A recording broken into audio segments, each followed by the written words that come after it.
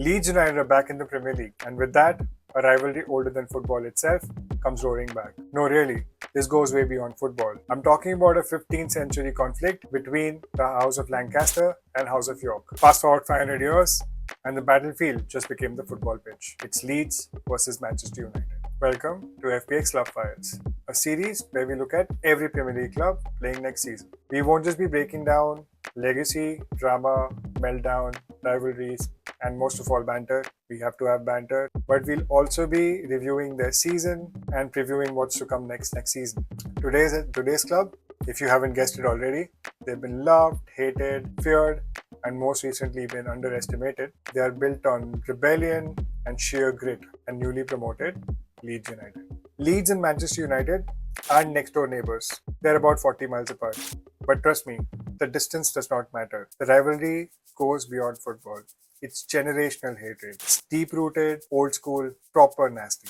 In one corner, there was Manchester United, the Golden Boys. They had the Busby Babes rising from the ashes of the Munich air disaster. Then came Flair with the likes of George Best, Sir Bobby Charlton, and Dennis Law. They played with swagger, elegance, and an empire of fans behind their back. On the other corner, there was Leeds United under Don Revie, and they were the exact opposites. No silk gloves here. These were blunt, forced drama. Hard tackling, drilled to perfection, sharp as a blade. Where United played with flair, Leeds ruled with fists. Where United painted masterpieces, Leeds left scars. United and Leeds weren't just opposite ideologies, they just couldn't stand the sight of each other. And there was one match where all this tension, all this hatred just exploded. The 1970s FA Cup semi-final match. This wasn't just a football match, this was a war dressed in boots and shin pads. The first match was brutal. It ended in a 0-0 draw. The second leg, however, was worse. Tackles flying like missiles, fans punching each other in the crowd, players leaving bruised, bloodied, probably enraged. Brilly Bremner got the breakthrough for Leeds though, and they edged it 1-0. The scoreline, however, wasn't the headlines. It was the violence that ensued this match. This kind of game left scars both on bodies and the rivalry. And as if that wasn't enough, Leeds met another fierce rival in the final, Chelsea. Yep, they couldn't stand each other either. That rivalry was heating up fast. That final is still called the dirtiest final in English football history. Tackles flying all around, boots going for faces, fights on and off the ball, but somehow it finished 2-2. At the replay at Old Trafford, yes, Old Trafford, Chelsea took it 2-1. However, no one left that match clean, least of all Leeds. But don't get me wrong, Leeds aren't one of your nearly made it clubs. They've actually done it. And under Don Revie, they didn't just fight, they actually won. And they've won everything domestically. 3 league titles, including the last one before it changed to the Premier League, so that's gonna be historic. And 1 FA Cup and 1 League Cup. And they weren't just doing bits in England either. Leeds won the Interferries Cup twice. Basically Europa League before it got rebranded. And in 1975, they came 1 game away from becoming champions of Europe. But Bayern Munich, and let's be honest here, a highly questionable referee snatched it away. But here's the thing, Leeds were never quite the same after Don Revie left. When he took the England job in 1974, he didn't just leave a football club. He left a perfectly tuned machine which only he knew how to run. The side stayed competitive for a while, but without Revie's guidance, things weren't the same as before. Slowly it unraveled. The players that once dominated slowly aged out, and once a dominant side started to look ordinary. The fall wasn't as dramatic at first, but there were cracks, and eventually the cracks split wide open. Fast forward to the early 2000s, and Leeds were dreaming again. They had a squad full of young stars, the likes of Rio Ferdinand, Harry Kewell, Mark Viduka, Alan Smith, and many more. And they made it all the way to the Champions League semi-finals. And Ellen Road was buzzing again. And it looked like Leeds are back where they belong. However, under the surface, everything was falling apart. The chairman, Peter Ridsdale, had actually built the club's finances over a house of cards, which meant club backing spending on constant Champions League qualifications. When they missed out on the top 4, the cash dried up and the debts piled on. And Peter Ridsdale would famously say, "We lived the dream, we enjoyed the dream, but it quickly turned into a nightmare." To survive, Leeds United started selling their stars.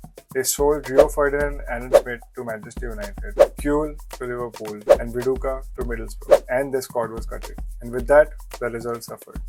And in a few years, the unthinkable happened when they were relegated to the Championship. The club faced dodgy owners, unpaid wages, and a revolving door of managers. A team that once stared down Bayern Munich in a European final now couldn't get past Yeovil Town on a Tuesday night. And for years, Leeds United, more than a football club, just became a cautionary tale and a reminder to any big team whose ambitions outgrew their stability. After years of exile, Leeds finally made it back into the Premier League under Marcelo Bielsa in 2020. And for a moment, it felt like the magic was back. Bielsa?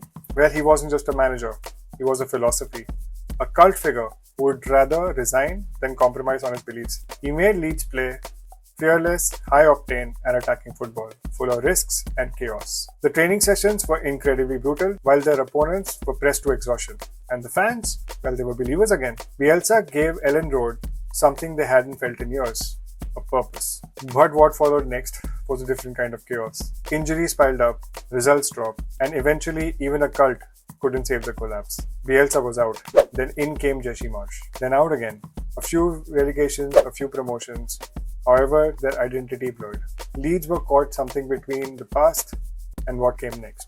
And that next would finally show up for Leeds in the 24-25 season. Enter Daniel Farke, a calm, methodical German coach with a reputation of building promotion-winning sides. He had already taken Norwich City twice to the Premier League. However, both of those runs ended up relegation.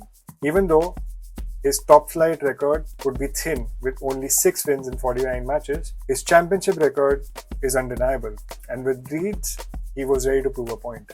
And under Farke's guidance, Leeds didn't just return, they ruled. The team managed to rack up 100 points while scoring 95 goals and only lost 4 times all season. Joel Peru would lead the scoring charts with 19 goals, while Willy Gnonto, for delivering big clutch moments, would be named Young Player of the Year. Ao Tanaka ran their midfield, earning his side in the Championship Team of the Season, and ex-Manchester United winger Daniel James would contribute with 12 goals and 9 assists. This wasn't just a return, it's a statement. So here we are. Leeds United are back in the Premier League, but this time things look different. After years of chaos, heartbreak, and chop and change in management, things look calm. It looks like Leeds have a plan. No more rolling the dice, they're actually making smarter signings. They've already signed the likes of Lucas Nemecha, a big centre forward with real bite. Manus Solomon, who lit up things for them last season, is looking to stay on from Spurs.